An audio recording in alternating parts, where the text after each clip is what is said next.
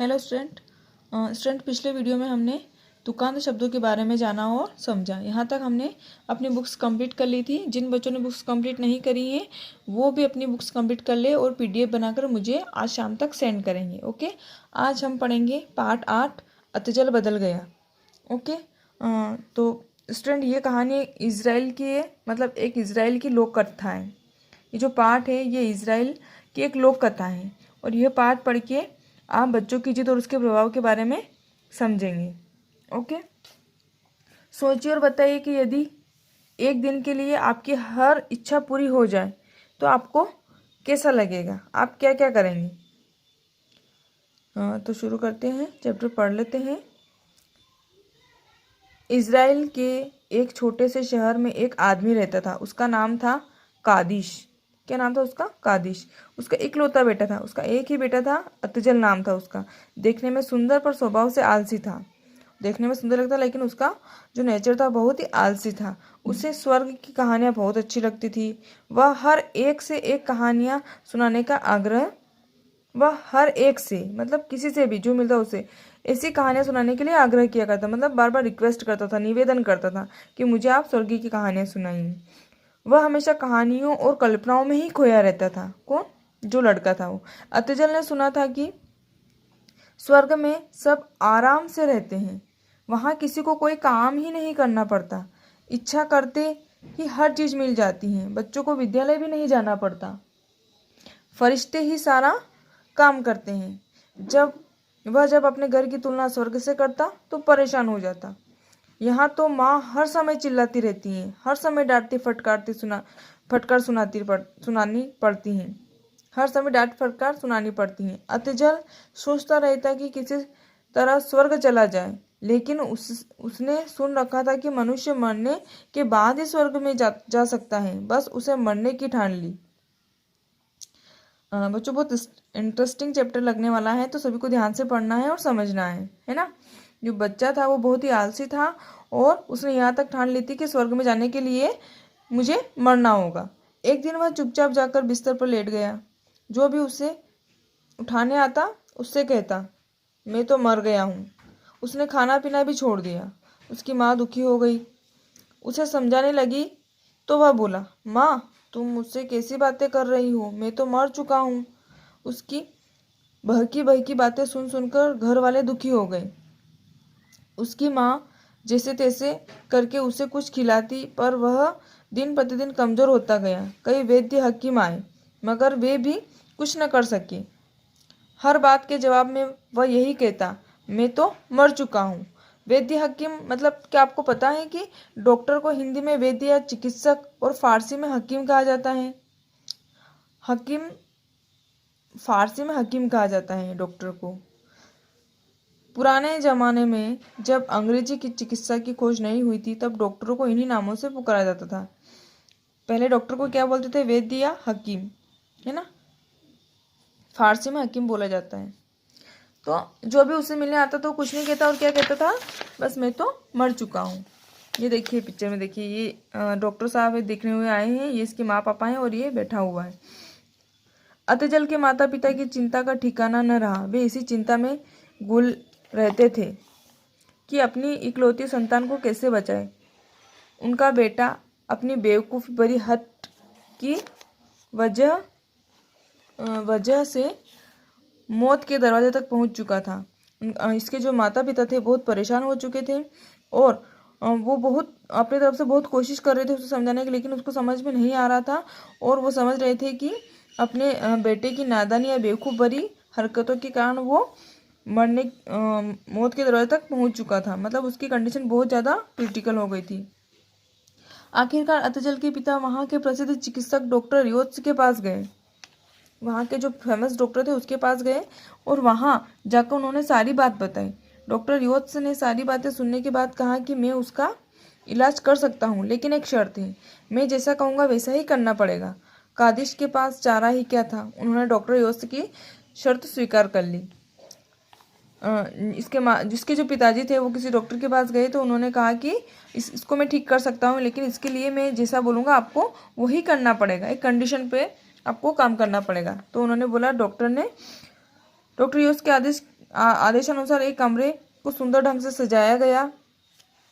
पलंग पर फूल की पंखुड़ियां बिछा दी गई। कई नौकर चाकरों को परियों के पंख लगाकर देवदूत बना दिया गया। कमरे की दीवार पर लिख दिया गया कि देवलोक। इसके बाद डॉक्टर योस्त कादिश के साथ अतजल के कमरे में गए। उन्होंने कहा, अरे यह बच्चा तो मर चुका है, इसे दफनाते क्यों नहीं? डॉक्टर की बात सुनकर अतजल खुशी के मारे चहकने लगा। मैं तो कब से यही कह रहा हूँ, दफनाने के बाद ही तो लोग स्वर्ग जाते हैं। एक नकली अर्थी बनाई गई। अर्थी मतलब जो मृत शरीर को लिटाने की जो बनाई जाती है उसको अर्थी बोलते हैं। उसमें सुलाकर लोग शमशान की ओर चल पड़े। इसी बीच डॉक्टर ने उसे बेहोशी की दवा सूंघा दी। दवा सूंघते ही अतजल बेहोश हो गया। उसके बाद उसे उसी सजे हुए कमरे में लाकर सुला दिया गया। कुछ देर बाद उसकी आंख खुली तो वह चकित रह गया। उसे लगा कि वह मरने के बाद सचमुच स्वर्ग में आ गया। वहां न उसके माँ बाप नजर आ रहे थे, न ही गली मोहल्ले के मित्र। कुछ देर बाद परी के पंख लगाए एक नौकर आया। उसने कहा, अतजल, स्वर्ग में तुम्हारा स्वागत है, मैं एक फरिश्ता हूँ। अतजल यह सुनकर फूला नहीं समाया। उसने कहा, मुझे भूख लगी है। पलक झपकते ही वह स्वादिष्ट व्यंजनों से भरा थाल ले आया। ये देखते हैं कि आपको पता है कि अस्पताल में जब किसी मरीज का ऑपरेशन करना हो तो उसे बेहोशी की दवा दी जाती है। पता लगा है कि किसी मरीज को ऑपरेशन से पहले बेहोशी की दवा क्यों दी जाती होगी, ये आपको पता लगाना है। ओके, तो जिस प्रकार डॉक्टर ने उसे समझाया था उसी प्रकार से सारा काम चल रहा था कि उसको बेहोशी की दवाई देके इस प्रकार से प्लान किया था कि उसे ऐसा लग रहा था कि मैं सच में मर चुका हूँ और स्वर्ग में पहुंच चुका हूँ। तो उसने बोला कि मुझे भूख लग रही है और मेरे लिए खाना लेकर आओ। उसमें ढेर सारी मिठाइयाँ भी थी। उसने छककर खाया। पानी मांगा तो बादाम का शरबत हाजिर। शरबत पीकर वह सो गया। नींद से उठा तो फरिश्ते बने नौकर ने पूछा, कितना समय हुआ है? फरिश्ते ने कहा, यह स्वर्गलोक है, यहाँ समय नहीं होता, सब कुछ ठहर जाता है। अतजल बहुत खुश हुआ। उसने कहा, मुझे नमकीन और चटपटी चीज खाने को लाओ। मीठा खाकर मेरे मुंह का जायका बिगड़ गया है। फरिश्ते ने कहा, यह स्वर्ग है, यहाँ हर चीज मीठी ही होती है। यह सुनकर अतजल उदास हो गया। वह इधर उधर घूमने लगा। उसे कई परियां और फरिश्ते दिखाई दिए, किंतु किसी ने उसकी बात नहीं की। उसे अपने घर की याद आने लगी। उसे अपनी माँ और पिताजी याद आने लगे। मोहल्ले के दोस्त याद आने लगे। उसने फरिश्ते से पूछा, क्या मेरे माँ बाप यहाँ नजर नहीं आ सकते? फरिश्ते ने कहा, उनके आने में तो अभी बहुत वर्ष बाकी हैं। जब उसने अपने दोस्तों के आने के बारे में पूछा तो यही उत्तर मिला। अतजल बुरी तरह निराश हो गया। इसको पढ़ लेते हैं। खाने में नमक डालने से कोई चीज नमकीन बनती है। आरंभ से ही नमक बहुत महत्वपूर्ण रहा है। इस पर कई कहानियां भी लिखी जा चुकी हैं। आप अपने पुस्तकालय से नमक का दरोगा कहानी पढ़िए। इस उपन्यास को मुंशी प्रेमचंद ने लिखा था। ओके, अब जो अतजल था वो बहुत परेशान हो गया था क्योंकि उसे वहां पर उसके माता पिता और उसके फ्रेंड्स नहीं मिल रहे थे, है ना। वह बेचैन रहने लगा। उसने कोई बात नहीं की। उससे कोई बात नहीं करता था। समय पर खाना जरूर मिल जाता था। उसकी नींद उड़ गई। उसे लगा कि वह तो स्वर्ग में कैदी बनकर रह गया है। वह और बेचैन हो गया।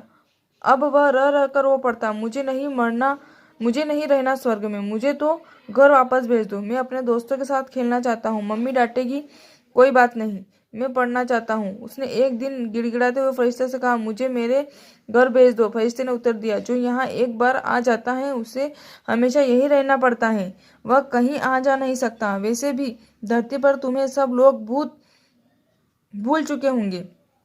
अतजल को अपनी माँ का दुखी चेहरा याद आया। उनकी सिसकियां मतलब जो रोने की आवाज आती है, कानों में गूंजने लगी। वह चीखा, वे मुझे कभी नहीं भूल सकते, ऐसा कभी नहीं हो सकता। और वह सुबह सुबह कर रोने लगा। कई दिन बीत गए। एक दिन वह रो रहा था, तभी एक फरिश्ता आया और बोला, अतजल, ईश्वर ने तुम्हारी प्रार्थना सुन ली है। कुछ गड़बड़ हो गई थी, हमें तो दूसरे अतजल को यहाँ लाने का आदेश हुआ था, लेकिन गलती से हम तुम्हें उठा लाए। तुम्हें हम जल्दी ही धरती पर वापस भेज देंगे। अतजल यह सुनकर बहुत खुश हुआ। बाद में उसके खाने में बेहोशी की दवा मिलाकर उसे बेहोश कर दिया गया। फिर उसे लाकर उसके कमरे में लिटा दिया गया। माँ के जग जोड़ने पर उसकी आंखें खुली। वह चौंक कर चारों ओर देखने लगा। सचमुच वह स्वर्ग में नहीं अपने कमरे में था। अतजल अपनी माँ से लिपट गया और उसने अपनी माँ से कहा, स्वर्ग अच्छी जगह नहीं है माँ, मैं अब वहाँ कभी नहीं जाऊंगा, मैं यहीं रहूंगा, मेहनत करूंगा और खूब पढ़ाई करूंगा। दूर कोने में खड़े हो डॉक्टर योत्स हंस रहे थे। तो स्टूडेंट, आए आपको समझ में, हमें किसी भी प्रकार से कभी भी कोई जिद नहीं करना चाहिए, है ना। उसका प्रभाव अच्छा नहीं होता है। तो आप भी अभी किसी चीज़ के लिए जिद नहीं करेंगे, ओके, और पापा मम्मी को कोई परेशान नहीं करेगा। अब देखते हैं हम इसकी एक्सरसाइज, ओके। आओ करे 1, उचित विकल्प का चयन कीजिए। कादिश और अतजल में क्या रिश्ता था, ये आपको फिल करना है। पिता पुत्र का, दादा पोता का, नाना नाती का, या चाचा भतीजा का। ओके, ये जितने भी फिल इन द ब्लैंक, ये टिक द करेक्ट ऑप्शन दे रखे हैं, आपको फिल करने हैं सेल्फ। अतजल का स्वभाव कैसा था, चुस्त था, मस्त था, आलसी था या तेज था। अतजल को कैसा खाना मिलता था, केवल नमकीन, केवल खट्टा, केवल तीखा या केवल मीठा। डॉक्टर योत्स कौन थे, मशहूर वकील थे, मशहूर चिकित्सक थे, मशहूर प्रोफेसर थे या मशहूर गायक थे। अतजल को खाने में कैसी चीजें दी गई, कड़वी और मीठी, खट्टी और मीठी, मीठी और स्वादिष्ट, नमकीन और चटपटी। तो ये आप फिल करिएगा।